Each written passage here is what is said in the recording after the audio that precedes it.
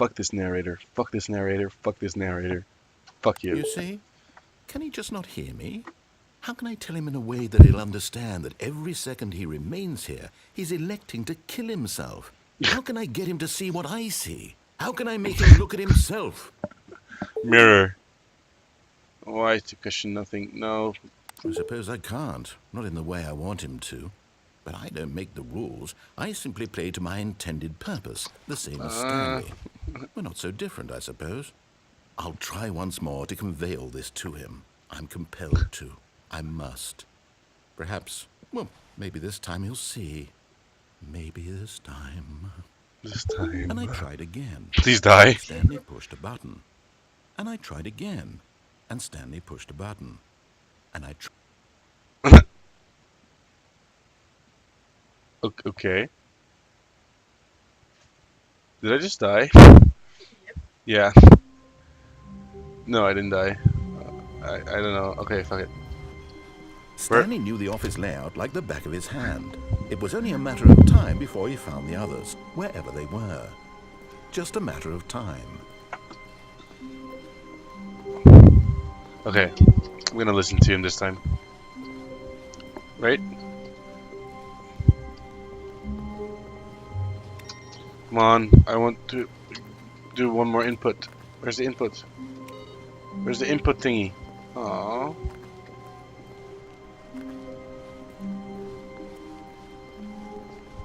When Stanley came to a set of 2 open doors, he entered the door on his left.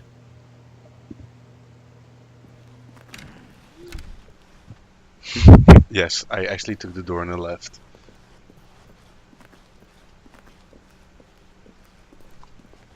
Yet there was not a single person here either.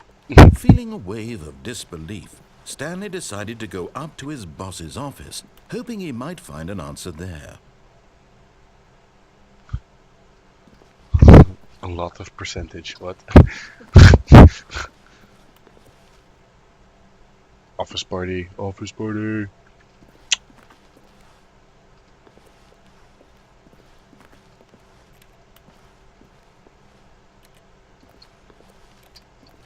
No? Oh, okay.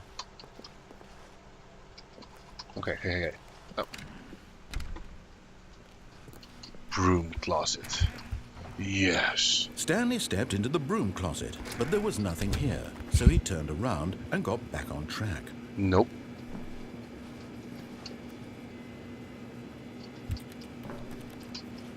There was nothing here. No choice to make, no path to follow, just an empty broom closet. No reason to still be here. We can't achievement unlock, you can't jump. Druk steeds spatie en ik wil springen. Stanley was still just Uit sitting in the gewoonte. broom closet. He wasn't even doing anything. At least if there was something to interact with, he'd be justified in some way. I can interact with the door. He's literally just standing there doing sweet FA. Fuck all. I can interact with the door. Are you really still in the broom closet? Yes, Standing around doing nothing? to spite Why? you. Please Because I offer hate me you. some explanation here. I'm genuinely confused. No.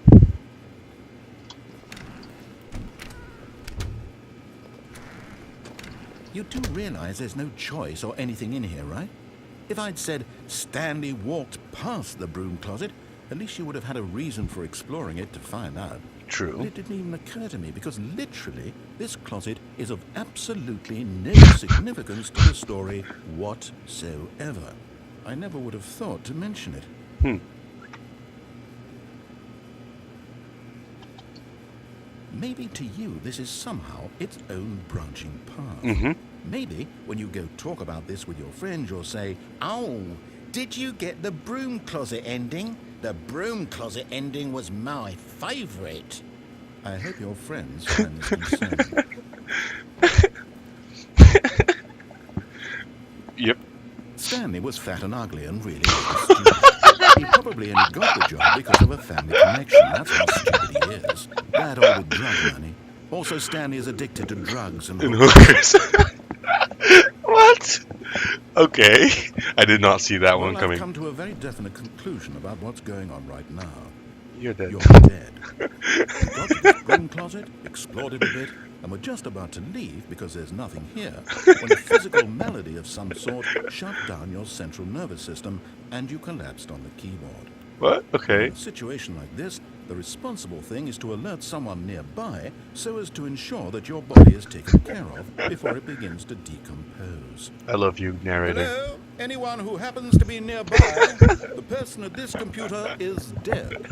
He or she has fallen prey to a number of your countless human physiological vulnerabilities. It's indicative of the long-term sustainability of your species. Please remove their corpse from the area and instruct another human to take their place at the computer, making sure they understand basic First-person video mechanics. game mechanics and filling them in on the history of narrative tropes in video gaming, so that the irony and insightful commentary of this game is not lost on them. All right. This? When you've done that, just step out into the hallway.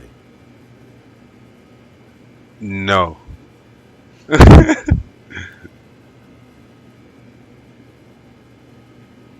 What's gonna happen? Oh, he's not gonna say anything? Oh, really? You're not gonna say anything?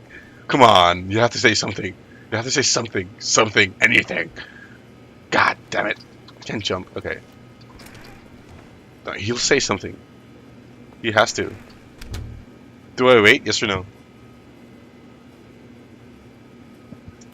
I think it's only... Okay. Ah, second player. It's good to have you on board. I guarantee you can't do any worse than the person who came before you. Coming to a staircase, Stanley walked upstairs to his boss's office.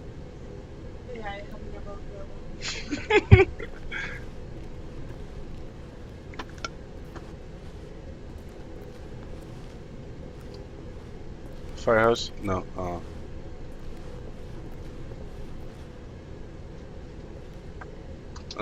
Wait, what? I think I could read it. Hi, Leslie? What? Whatever. I can't read that.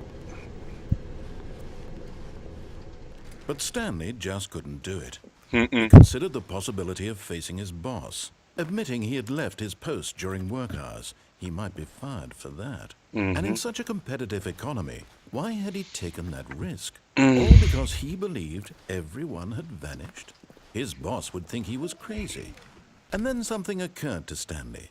Maybe, he thought to himself, maybe I am crazy.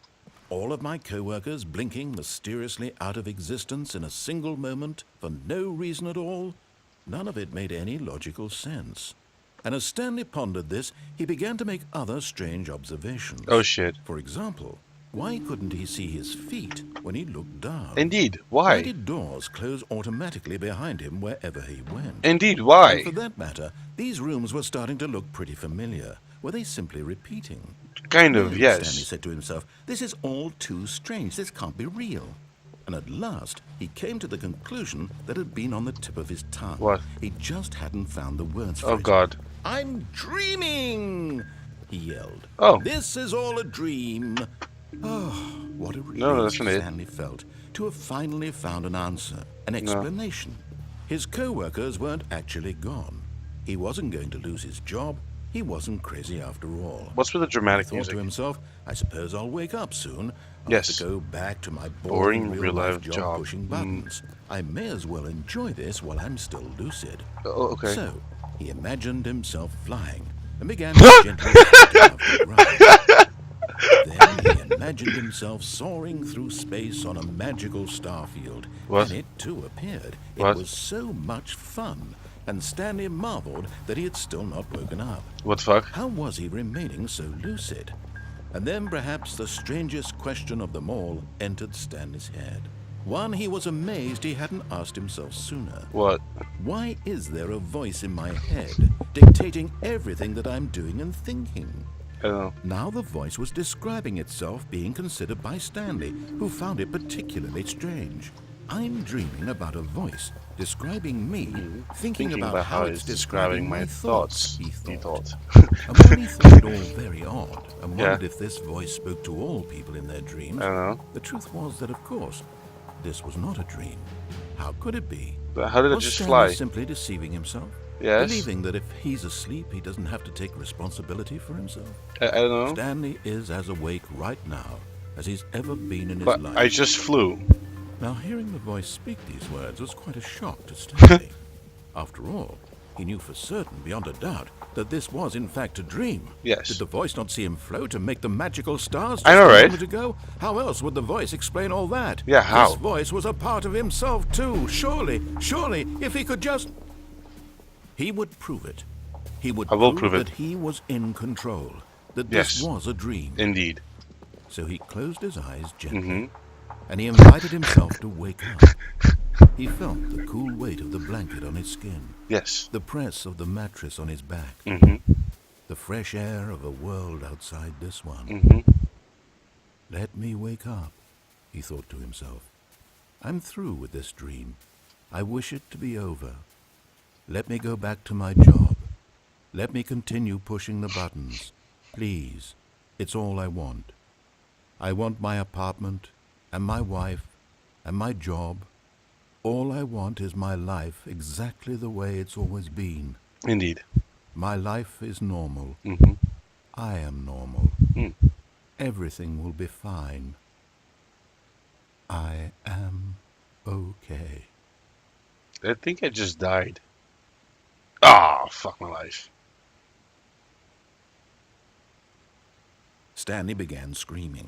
Please, someone, wake me up. My name is Stanley.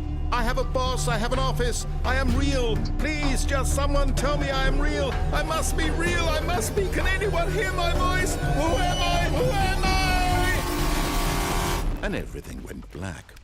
Ah. Did Stanley seriously just faint? This is the story of a woman named Mariella. What? Mariella woke up on a day like any other. She arose, got dressed, gathered her belongings, and walked to her place of work. What? On this particular day, her walk was interrupted by the body of a man who had stumbled through town talking and screaming to himself, and then collapsed dead on the sidewalk. And although she would soon turn to go call for an ambulance, for just a few brief moments, she considered the strange man. Oh God. He was obviously crazy. This much she knew. Everyone knows what crazy people look like. And in that moment, she thought to herself how lucky she was to be normal. Oh God. I am sane. I am in control of my mind. I know what is real and what isn't. Oh God. It was comforting to think this, and in a certain way, seeing this man made her feel better. But then she remembered the meeting she had scheduled for that day. The very important people whose impressions of her would affect her career, and by extension, the rest of her life.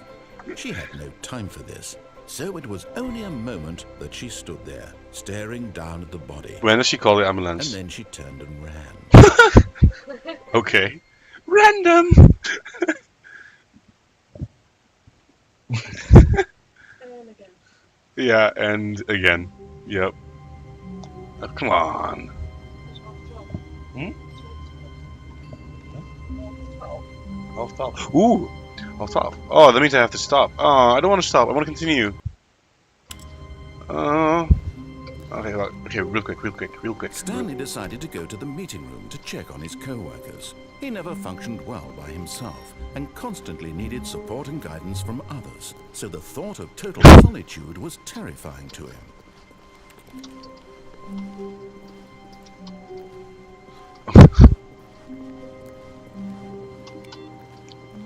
Where is the one that asks for input? Why is it not here? Oh, God damn it.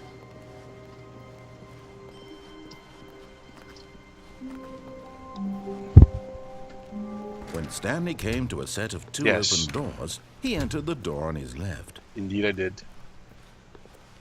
Okay.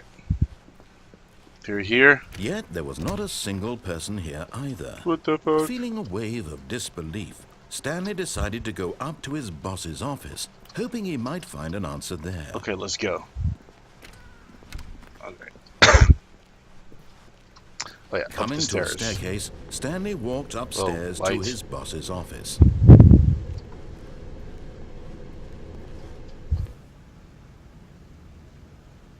Well, this is a new setting.